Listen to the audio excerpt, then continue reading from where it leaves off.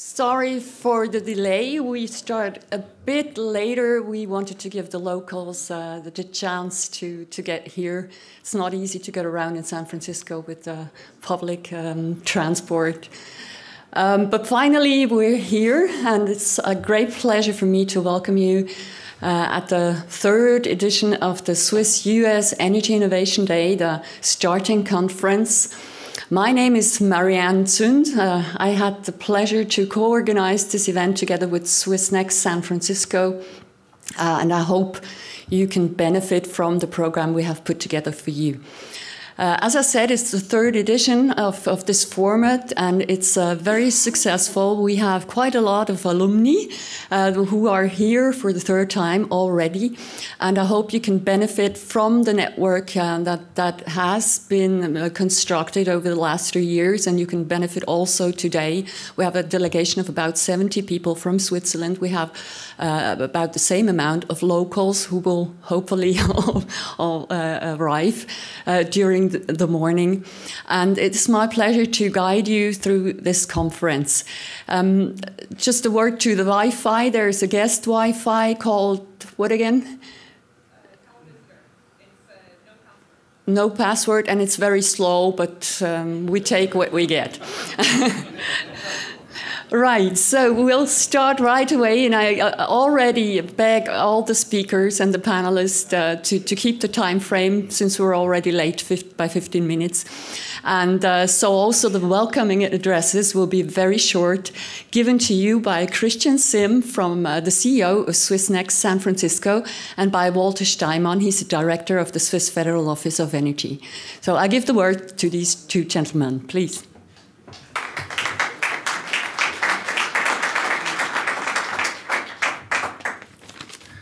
A very good morning, everyone. It's actually great to see you here. So many people in a very special time. First of all, for all those who are coming from Switzerland, this is typical summer in San Francisco, just that you know. Huh?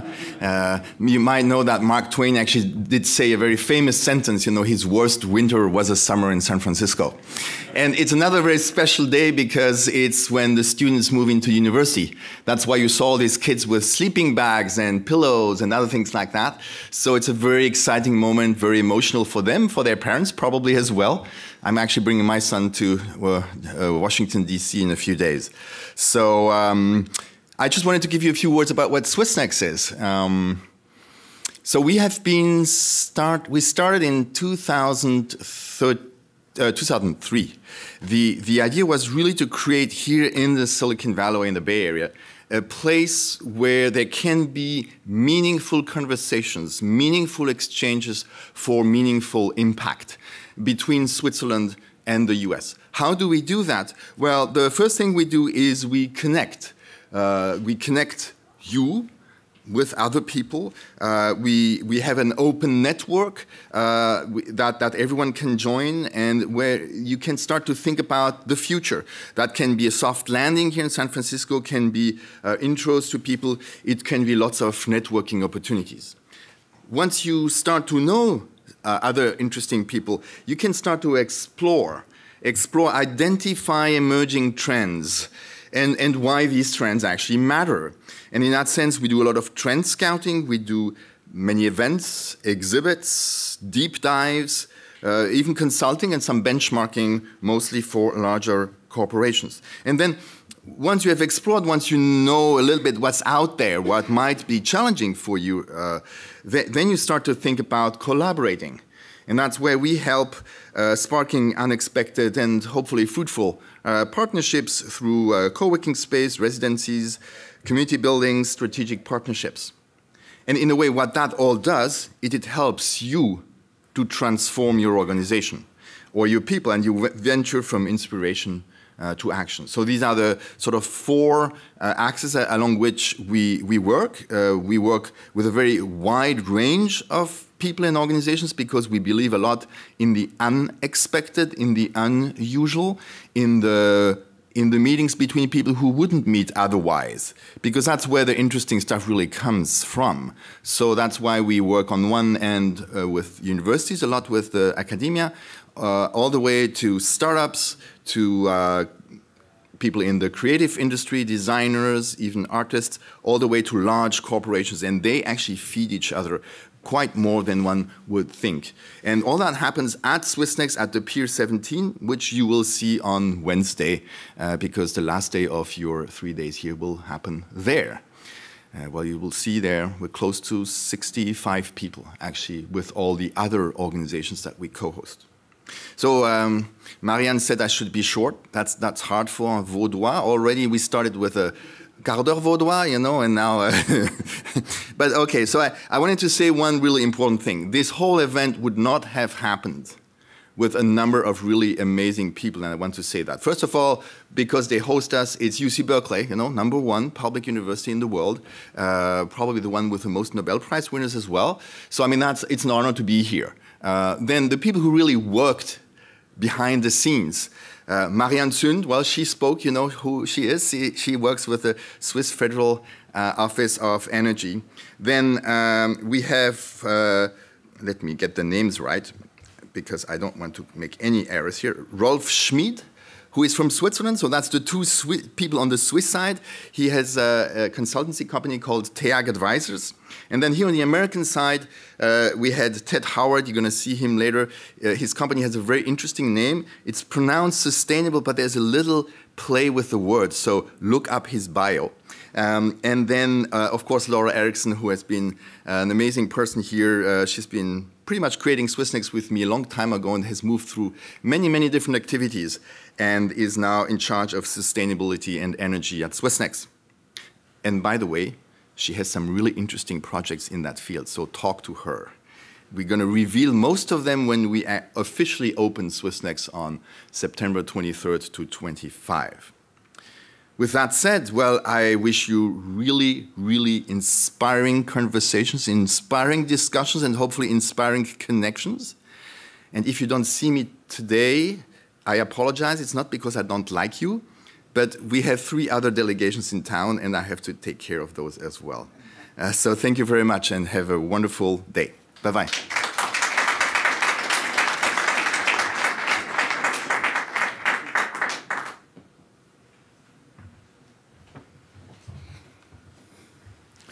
Dear participants, dear Consul Felix, dear friends of the US Swiss Energy Innovation Days, I'm very proud that we are here, and it's for the 3rd time.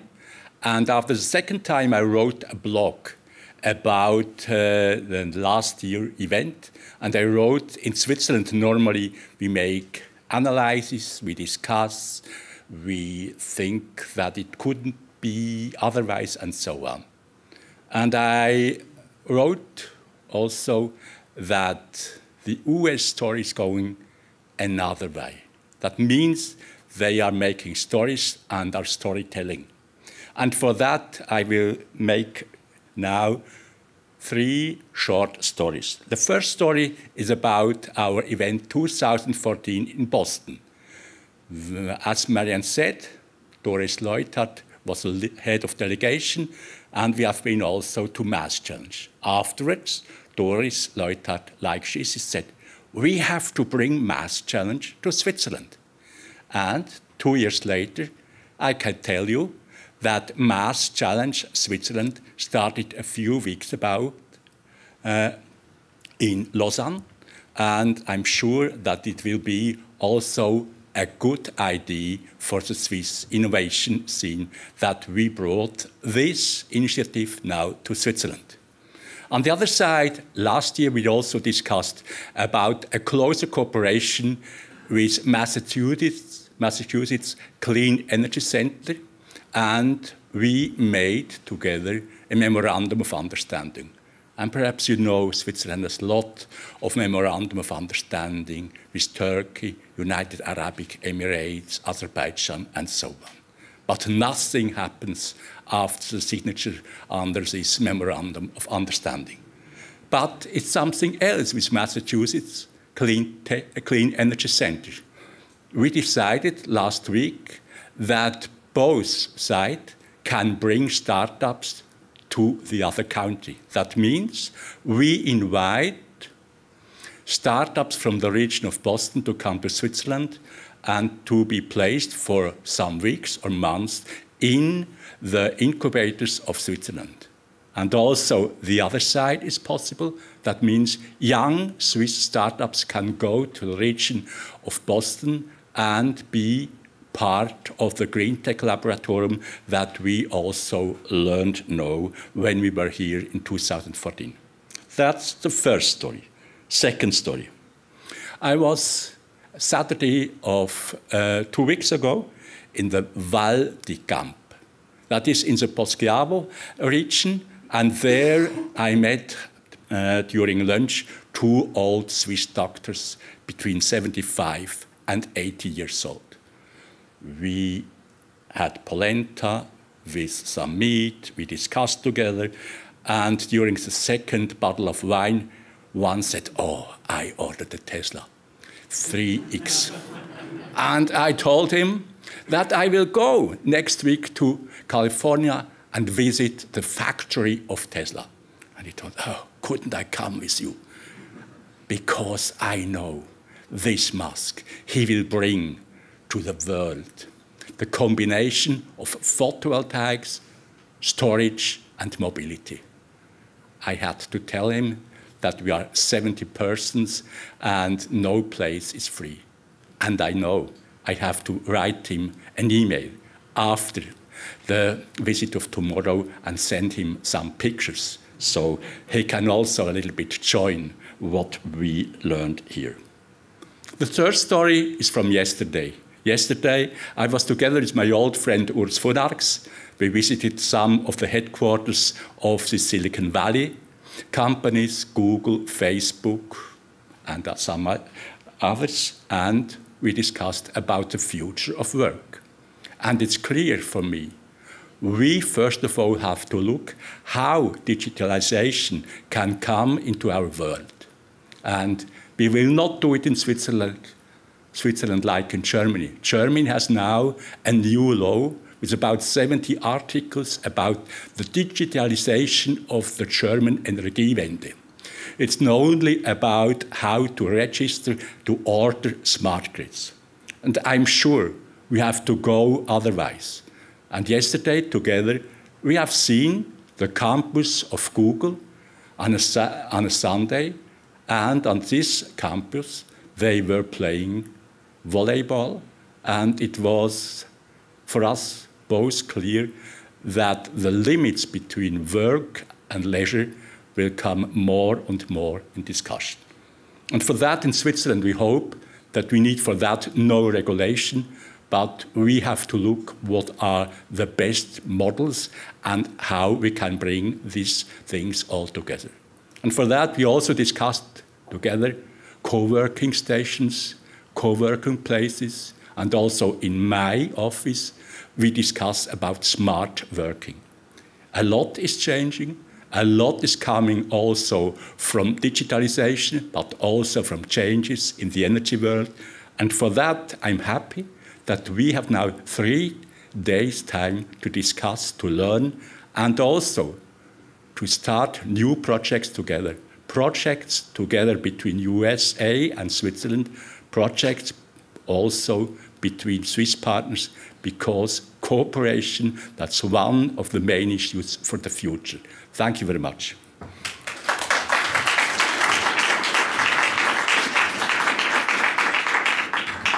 Right, and now it's my pleasure to announce the keynote speaker, and he will set the pace, the inspiration for the upcoming panels.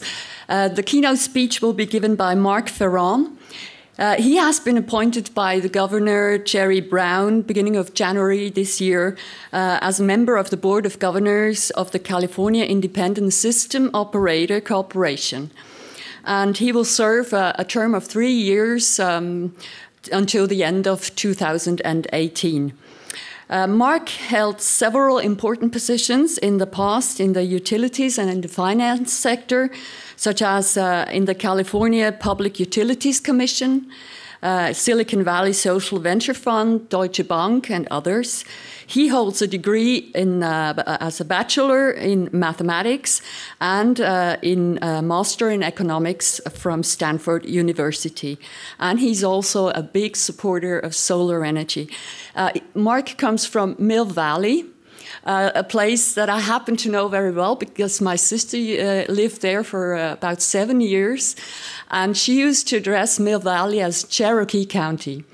Not because of the Indians, but because there were so many SUVs with four-wheel drive. That was about 15 years ago. I think some of it has changed. We've come a long way, especially in California energy and climate policy. And I'm really excited to hear the title of his keynote says it all. Now comes the hard part, making California's clean energy future a reality. Mark, the mic is yours.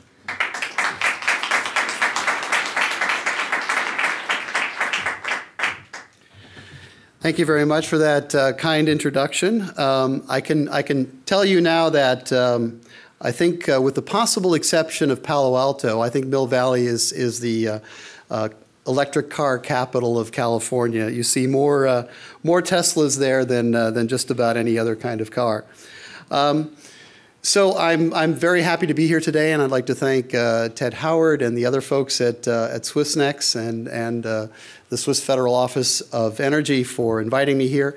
It's very exciting times in the energy industry, particularly here in California. I think we're going to see more change in the electricity sector in the next 5 years than perhaps we've seen in the previous 100 years. The governor and the legislature have set out a very clear direction on energy policy here in the state of California, but there are still many challenges to come, and that's the inspiration for my title. I think it's all about the execution, and I think this is going to be challenging over the next few years. So what I'd like to talk about today, give you an outline of my talk, give you some background on how and why California energy policy came into being.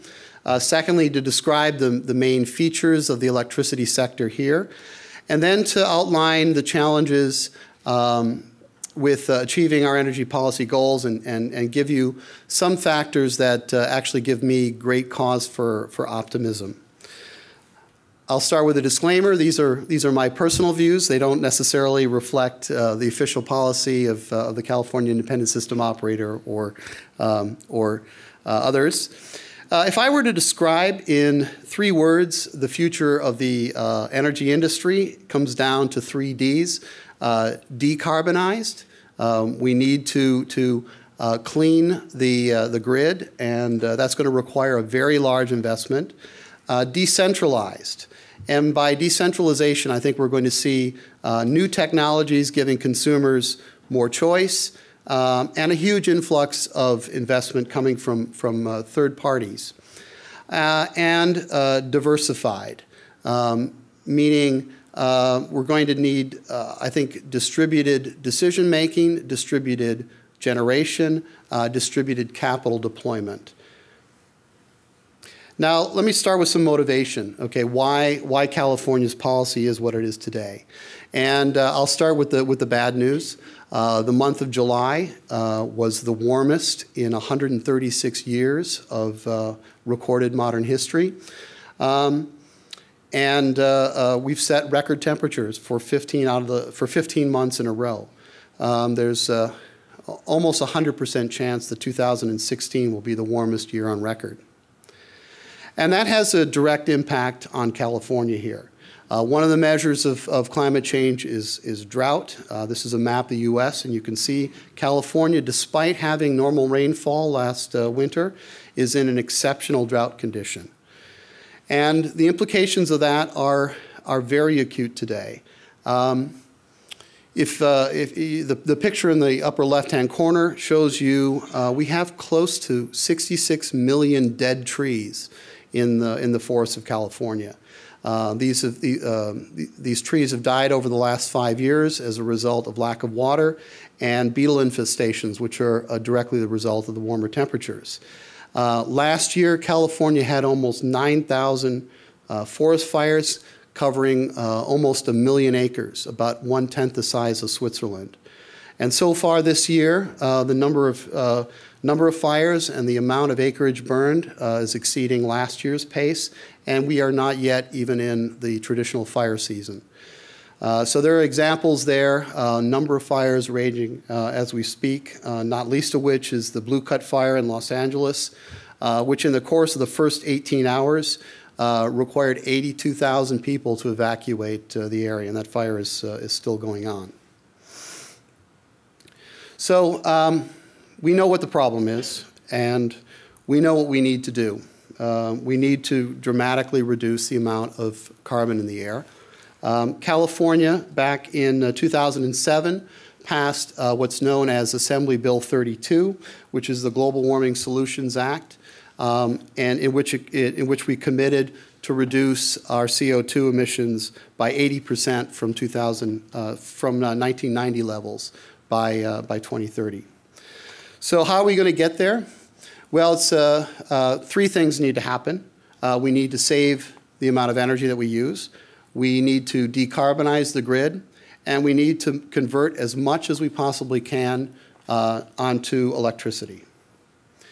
And that's exactly what was laid out in Senate Bill 350, which was signed by the governor in October of last year. It lays out a four-step process here, increasing the amount of renewable energy from 33% to 50%, doubling energy efficiency, significant investment in the electrification of transportation, and then the beginning to lay out a plan for the organization that I work with, the California Independent System Operator, to expand across the West. You can see on the right there, our path to greenhouse gas reductions gets steeper once we get past 2020. And so the effort has to continue to be very strong. So I see Senate Bill 350 as part of a long history of innovation, which is obviously the theme for today.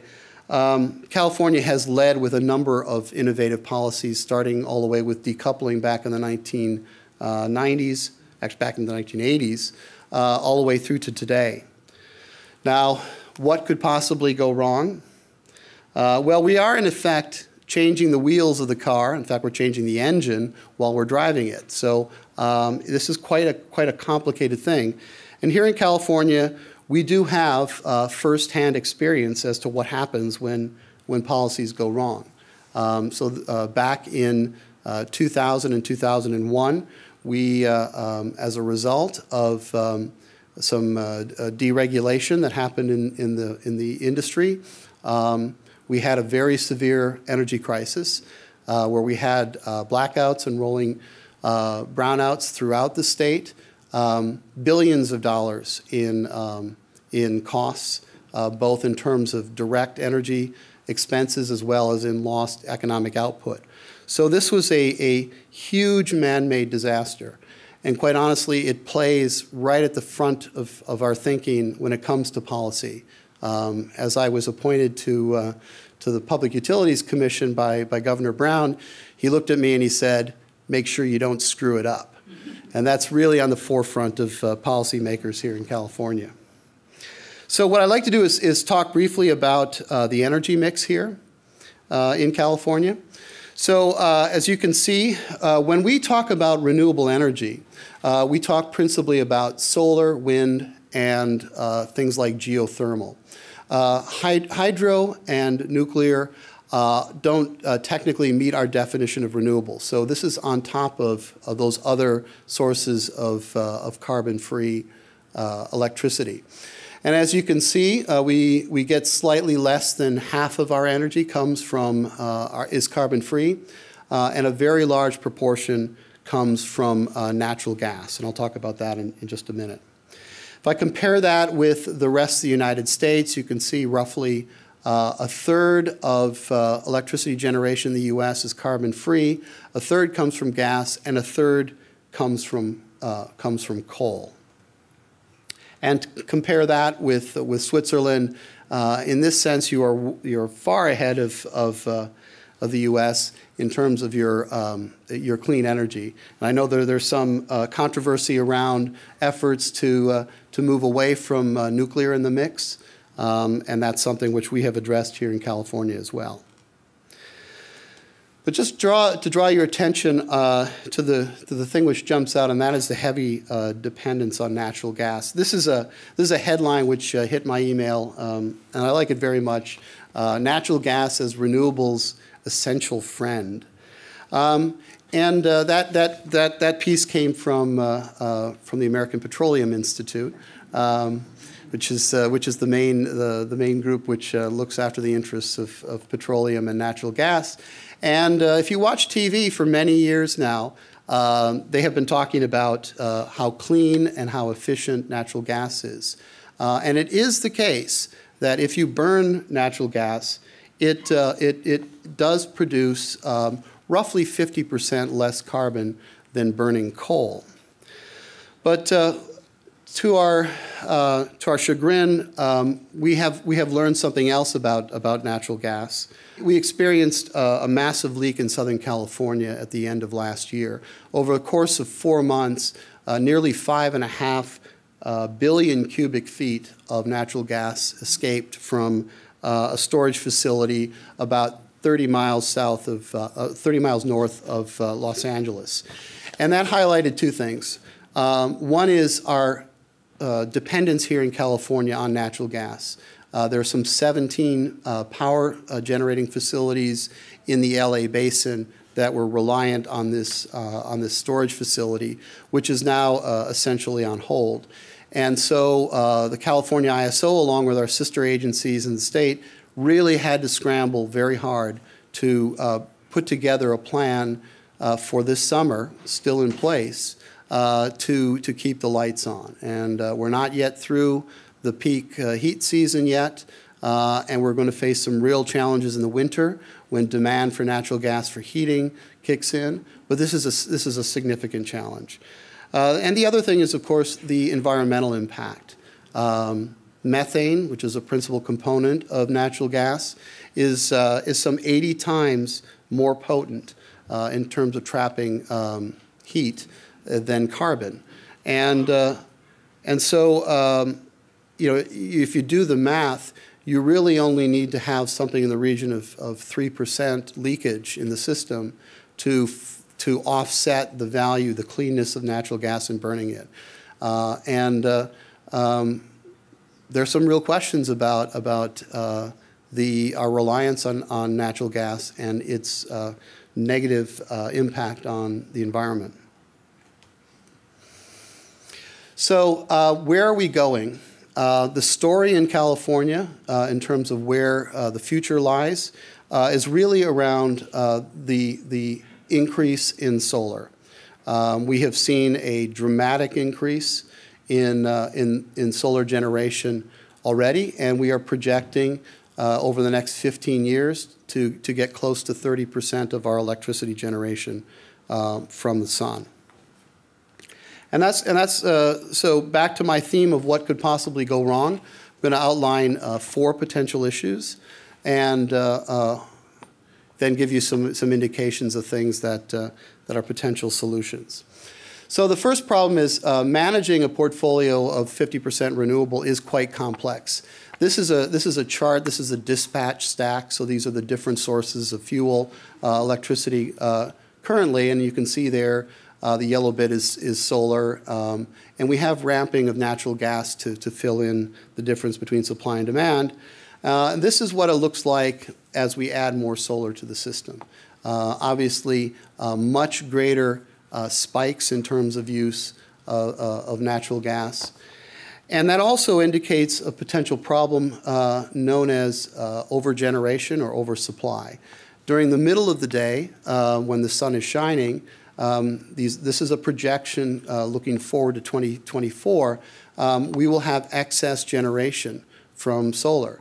which will lead to essentially needing to throw away that source of electricity, which obviously is not only wasteful, but really impacts negatively the economics of investing in solar. So that's problem one. Problem two is we have a system which has been absorbing large amounts of investment. So this is the growth in the rate base in California. It is roughly doubled in the last 10 years, even though electricity consumption has remained flat. And if you look forward, these are U.S. federal numbers. The projections are for a doubling or tripling again of investment in the grid infrastructure. And this is going to create quite a problem. We can see here, this is in California, the cost of electricity has gone up by about 2 to 3% per year, roughly 29% over the last 10 years, and it's projected to rise by a similar amount over the next 15 years. At the same time, the cost of solar has been plummeting. It's fallen by more than 70%, and again, it's projected to continue to do this. So this creates real incentives for people to get off the grid and to generate their own electricity. Third problem, the system, the grid, particularly one which has high penetrations of renewables on a distributed basis, is a very, very complicated system. This is just a schematic of the kinds of handovers that need to happen between the wholesale grid and the distribution side. It's been described as the most complicated machine on the planet, and it's going to get more complicated. And the fourth problem is around the institutional configuration. Here in California, we have a number of agencies that are responsible for energy policy, and we coordinate both with here within state and with the federal government. It's a system which is very difficult to follow, even as an insider, and it doesn't always lead to the greatest of coordination. So I've laid out the problems. The good news is I think there are a number of factors that are going to be leading to solutions, and I'll run through those very quickly here. This is the famous duct chart. It's a part of my contract. I must have a duct chart in every one of my presentations. For those who are not familiar, the line on the top is a chart of load, so system demand during the course of the day. You can see relatively low ramping up in the morning as people turn their lights on, and then ramps again in the evening as people come home from work, and then drops off in the evening. The line below that is the difference between load and renewable generation. So you can see the characteristic hump there from solar generation. This is actual numbers. This is from earlier this year in April. And so you can see this, that chart looks kind of like a duck if you put the two lines together. So very high supply of solar relative to load. Well, there's a price analog to that, and that is during this time of high generation of solar, prices are very low. In fact, they are at zero or even negative during significant portions of the day. And that, I think, represents an opportunity. There are all sorts of great things you can do with essentially zero marginal cost electricity. And what that means is we're going to need to, in California, be much more price sensitive. This is a schematic of what prices might look like. So that blue area there is when prices could be very, very low in the spring. Demand is low and generation is high. So we'll have situations where to encourage consumption during those periods, for example, by charging electric vehicles. Likewise, we also need to recognize that there's a differential in prices depending upon where you're located. In California, we have pockets of demand along the coast, we have supply inland, and that oftentimes leads to price discrepancies. So I think we will see variability in price not only during the course of the day, but also depending upon where it's located. The second, I think, second factor in favor here is around advanced demand response and energy efficiency. So this is a schematic. You can see the fossil fuel needing to cycle to meet demand. If we can inject some greater flexibility into demand, and this in a sense inverts the model where we begin to think about building in more flexibility into demand to meet supply as opposed to supply meeting demand. And there's a lot of tremendous innovation going on here in California. I'll point to one example, Advanced Microgrid Solutions, a startup in San Francisco, started a couple of years ago. They have put together the combination of building controls and batteries in commercial property. And the combination of those two have allowed them to essentially create the profile of a gas peaker plant across a campus of buildings. So they are able to provide flexibility and demand to really meet this cycling that I indicate. The third area of optimism is around the grid itself. The California ISO was set up to operate the grid here in California, but over the last couple of years, we've begun to operate a market, an energy imbalance market across the West. A number of utilities outside of California have asked to join in that market, and it has generated enormous benefits already across the West. And there are proposals to integrate even more closely utilities in other parts of the West. And the benefits associated with that really are quite significant. The issue is, of course, political. How do we share the resources that were built and designed in California across different states, some states having very, very different environmental policies from California. The fourth area is storage. It's a cliche. Storage is a game changer. The question is, what game are you playing?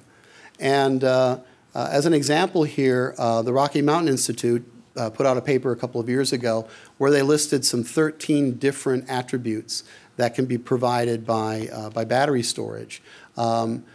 Many of those are providing value to the customer itself, but also it can provide value to the grid overall. And the challenge here is to find ways to unlock that value, to basically stack multiple different sources of value in one investment in batteries. And if you can do that, you can effectively lower the cost of batteries. So while there's a lot of focus on different chemistries and different production techniques to reduce the cost of batteries, if you can intelligently use them to provide more services, that is a way to effectively reduce their cost. And to that aim, one of the things the ISO has done it has opened up its wholesale market to aggregations of smaller scale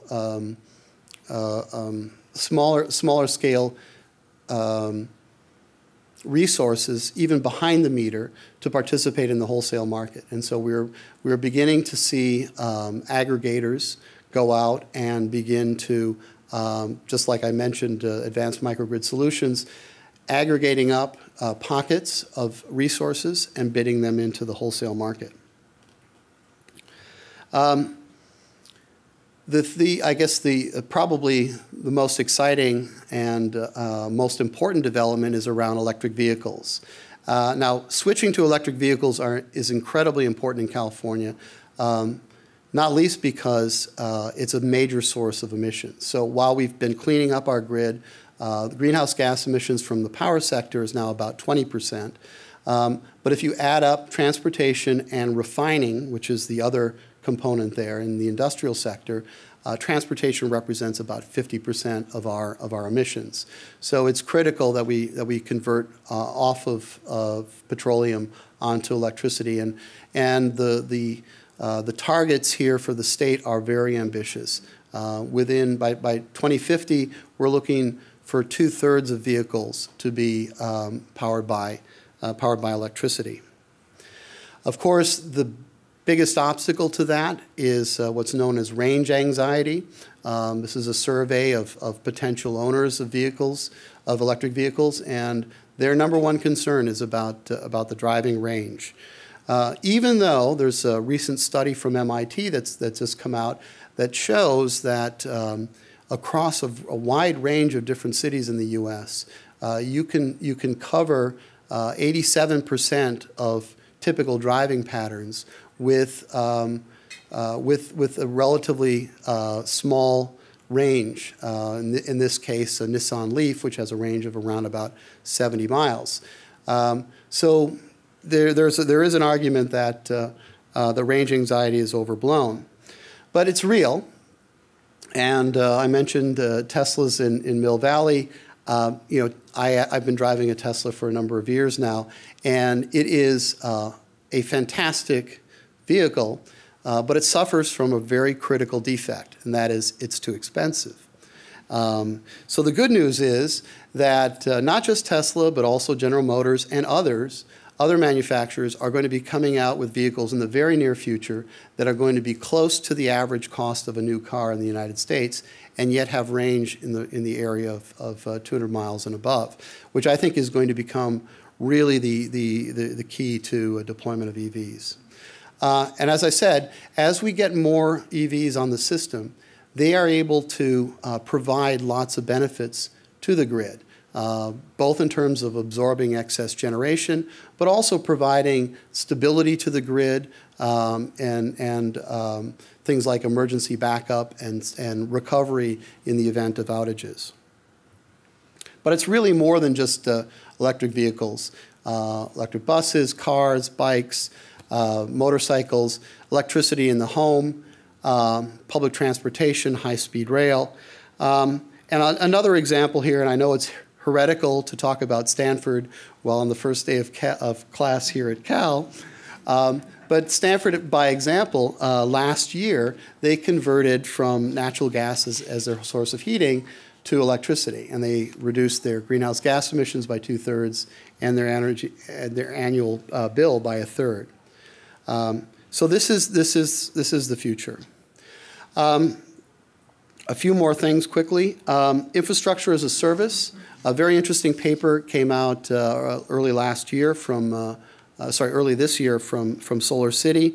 What they did was they looked at a recent rate case by Pacific Gas and Electric, the local utility here, and looked to see, I think PG&E was looking to spend over $1 billion in infrastructure for the grid. And they found that actually by combining together distributed resources, you could save a substantial amount of that investment by providing services instead of what they call steel in the ground. The challenge here is that, at least at the moment, utilities are incented. They earn a return on the investments that they make on hardware. They don't earn a return on services that they buy. And that's one of the things that my former colleagues at the Public Utilities Commission are looking at very intensely. So how might the electricity industry evolve? There's been a lot of press over the last few years, which has talked about as we bring in new services, what happens to the utility business model. People have talked about the death spiral of the utility. I think there will become two evolving roles here for utilities, where they can both either serve as a distribution operator, much like the ISO operates the transmission grid, or they could become integrators of customers and providers of energy services in that way. And there's a really powerful movement for the utilities to evolve. This is a map of the 3 big utilities in California superimposed on the different counties in California. You can see Pacific Gas and Electric, Southern California Edison, and San Diego Gas and Electric. Those are the big 3 investor-owned utilities. Roughly 75% of electricity comes from these 3 large firms. But there's a movement going on now. It's called community choice aggregation or community choice energy, whereby local communities form nonprofit programs to purchase electricity on behalf of their customers. And this started off very small in the county that I live in, Marin County. with only about 250,000 people. But it has been expanding rapidly, and the projections are now, we have cities like San Jose, Los Angeles County, San Diego, some of the largest cities in California are actively investigating creating this as an option. So I think this is going to be a real shot in the arm for consumers. It's going to create, I think, some real disruption in this industry. And finally, from a policy standpoint, the four main state agencies that are involved in the energy industry, I think we are working together as closely as we ever have. But not always does the organization zip all the way from top to bottom, and I think there's still a lot more effort that needs to happen here. Some of these agencies, the PUC in particular, are dramatically short of resources. There's a question as to whether they have adequate resources to be up to the task. But I do see that there's an emerging consensus around what future policy needs to look like. So an open grid is essential. As I mentioned, distributed energy resources need to be compensated based on what value they provide, both time of day and locationally. We do need to think explicitly about elements of cross-subsidization across different customer classes. So I'll finish. We're here in California. If you have the chance, if you haven't already, to go visit Muir Woods, or this is a sequoia tree, the largest and oldest living thing on the planet. But even something as large and impressive as this really begins life with a pine cone about the size of an egg and a seed that you can hold on the tip of your finger. And I think that's a great analogy for what I see here in the energy industry in California. Solar started off very small, very niche, but it has grown dramatically. And I think we have great things to come. So with that, I'd like to close and take any questions you might have for me now. Thank you very much.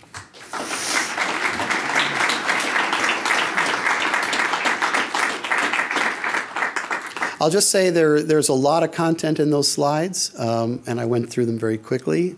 They are available on my website. I don't know if you'll make them available here, but if you're interested in them, just it's myname.com. Happy to share those. Questions? I was just wondering, because things are getting complicated also for the consumer. Do you have any idea how the perception is within the population, the society, and also within the companies, that they suddenly may have to care about the electricity, may have to find someone who buys or sells their things that they inject in the grid? Mm-hmm. Well, electricity is interesting. I mean, you have early adopters who are interested and concerned about it. But I think if my statistic may be a little bit stale, but people think about electricity on average something like 3 minutes a year, right? They only really think about it when their bill arrives or when there's an outage. So it's usually not a positive experience for most consumers. And so that's why I think automation and technology are going to be so important. Take the case of EVs. As an owner of an electric vehicle, you become really attuned to the fact that electricity has different prices at different times of the day. It's cheaper to charge overnight. Now, I don't need to think about that because I just plug in my car when I get home, and the car knows when it's a good time to charge, when it's cheap, and so it will do that automatically. And I think increasingly we're going to find appliances that will optimize on behalf of the consumers on their own. I mean, it's quite common in California amongst commercial buildings where the air conditioning units will cycle on and off in response to a price signal. So if the grid is under stress, you might increase the target temperature in a building by a degree or two. The occupants won't notice any difference, but it can make a big difference for the grid. Or some of the compressors will turn off and the fans will continue to run and so on. So those things are quite common. I think increasingly they're going to be packaged into major appliances. So I think that's going to be the way that people address some of the changes that are happening. Pras Chowdhury, Arkansas Partners. We are a strategy consulting firm. One of the takeaways that I picked out from your presentation was the fact that in theory, the state of California can move to maybe 100% renewables. However, to maintain the base generation requirements, we will still need to depend on fossil fuels up to a certain point. Do we have studies that tell us how low we can go in terms of fossil fuel usage? Obviously, we cannot go to zero there because we need to maintain base generation. Right. Well, there are studies which suggest that we could get to 100% renewable. I have to say they are more theoretical but the substantial amount of study has gone into the grid at 50%, and I think we're all pretty comfortable that we can get to 50% within 15 years. In fact, the numbers suggest that we could go beyond that, getting close to 60%. But I do think that, as I said, a number of the factors I laid out there are going to need to come into play in order for us to get beyond. So at a 50% renewable standard, you're about a third coming from gas, and to get it down to below, let's say, 15 or 10% is going to be quite a challenge, which is why I think the regionalization of the grid is so important. One of the solutions is to have a wider market, and that opens up greater resources in other parts of the West. For example, if you look at a state like Wyoming, very heavy on coal, it's a major export for them, but they also have tremendous wind resource. And it's a wind which is, unlike in California, wind in California tends to blow at night. This is steady wind, which has attributes that can begin to get into capacity factors of 60% and above. So there's also a lot of untapped geothermal across the West, which again can provide dispatchable base load. So I think the prospects are good, but it's going to take some time, and it's going to require some considerable study to get us to 100% renewable. Thank you. Maurice Choca, I'm an attorney. I've been very interested to hear about your attempt to master the demand. And I have two kind of reasons to be not too enthusiastic about the future on that. I used to live in Berkeley in San Francisco, returned to Europe, it was 35 and more years ago. And I've noticed the obvious thing that you guys here still are driving your gas guzzlers, large pickup trucks.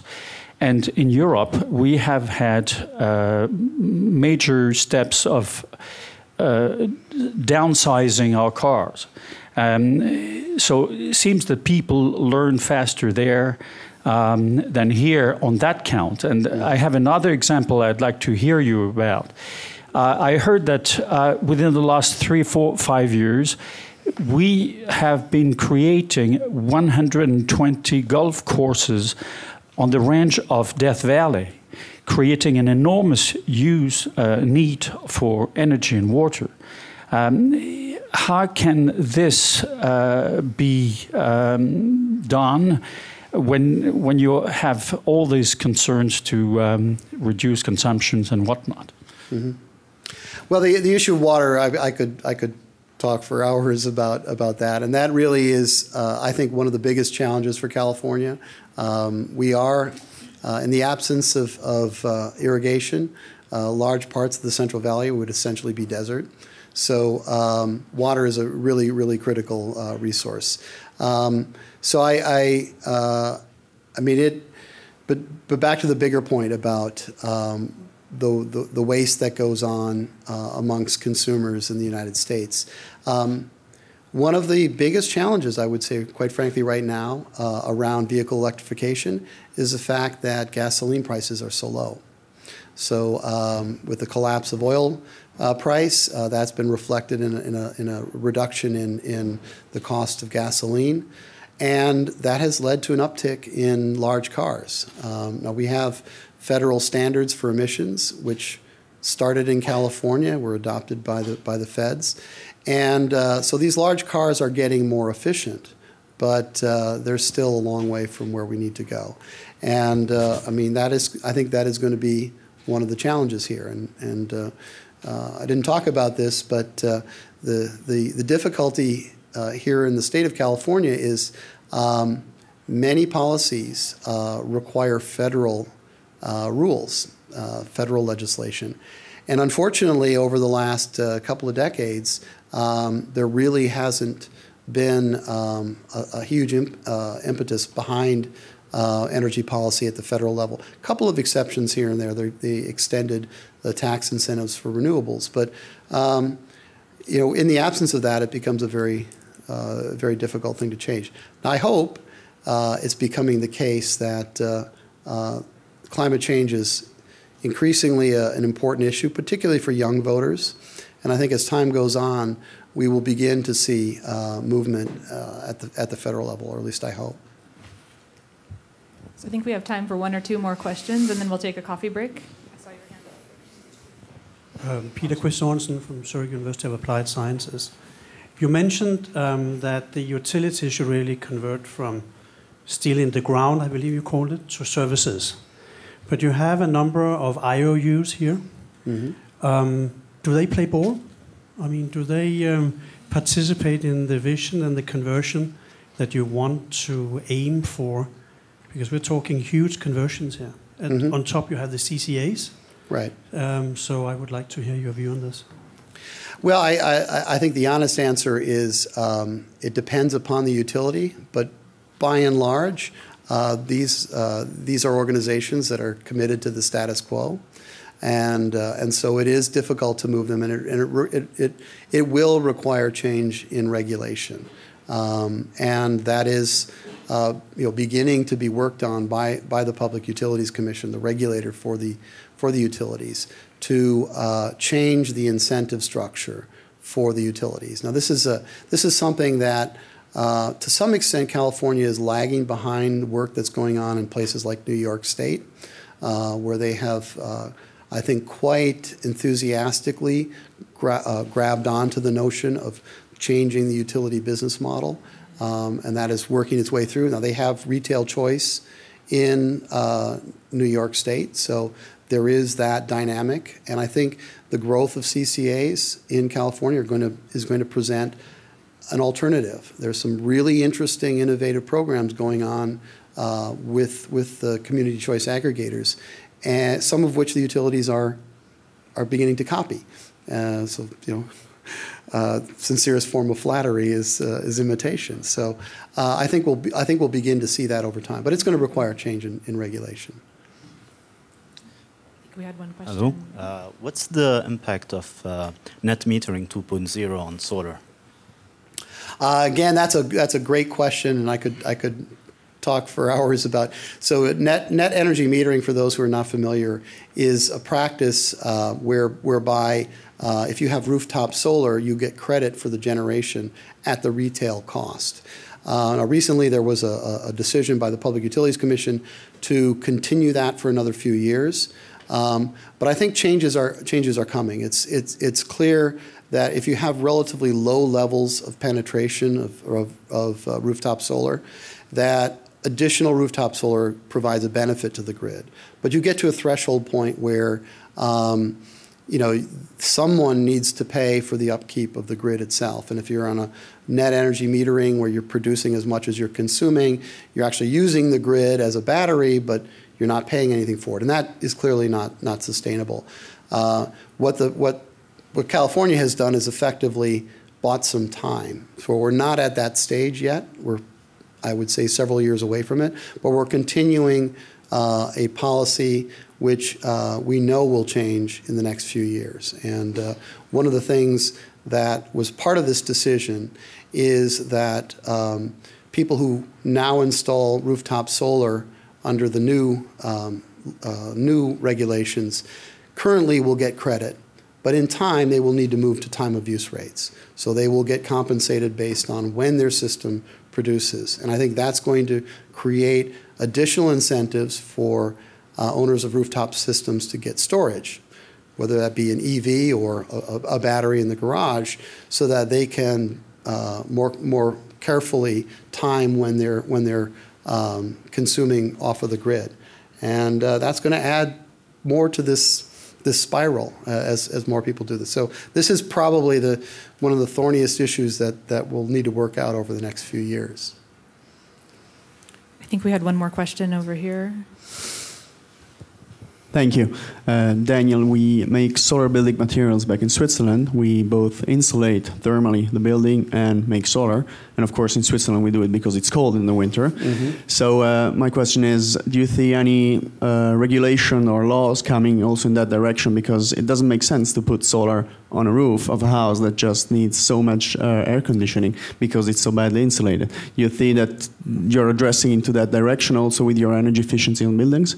Yeah, and energy efficiency in the state comes in kind of two flavors.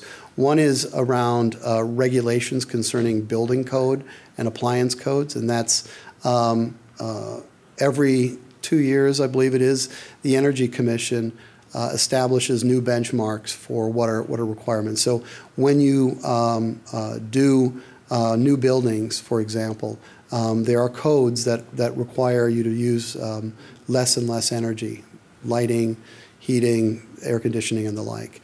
And then the other side are programs. And so the Public Utilities Commission oversees something in the region of $1 billion a year on energy efficiency programs. So these are incentives to consumers so that when it comes time to replace their water heater because it's gone out, to replace it with a more efficient heater, to put in things like insulation and the like. Now, those programs have been around for many years. There's some questions about, are they as effective as they could be? I think the argument is they're not. But again, this is an area where technology, in particular advanced metering, can help to demonstrate where these programs are working and where they're not, and hopefully create incentives for people to to do things which are effective as opposed to cosmetic.